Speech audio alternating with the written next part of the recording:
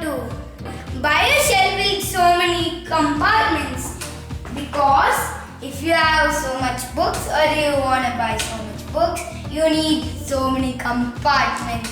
You can use how much size your compartment should be. If it's small books, you can use a small compartment. If it's a big book, you can use big compartments, etc.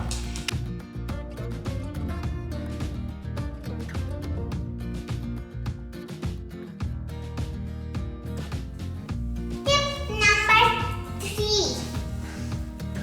Here you can keep all your books in your school books in your study table and all the other books in your normal shelf, and it will be easy to take your school books from here to take it to school, and from there you can take your any books, colors and all.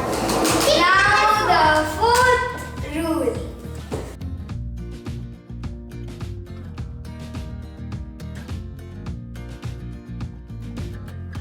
The fourth rule is keep your books in different categories, like for story books and knowledge books and some other books like notebooks. Also keep your stationery separately.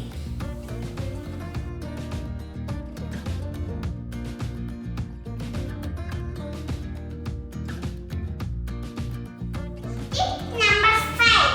Clean your study table and your bookshelf monthly twice.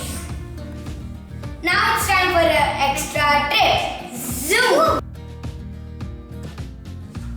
This book is so nice. Anna! What? You forgot to keep your book. Oh, sorry. This is the sixth tip. Keep your books in the study table immediately after you finish reading.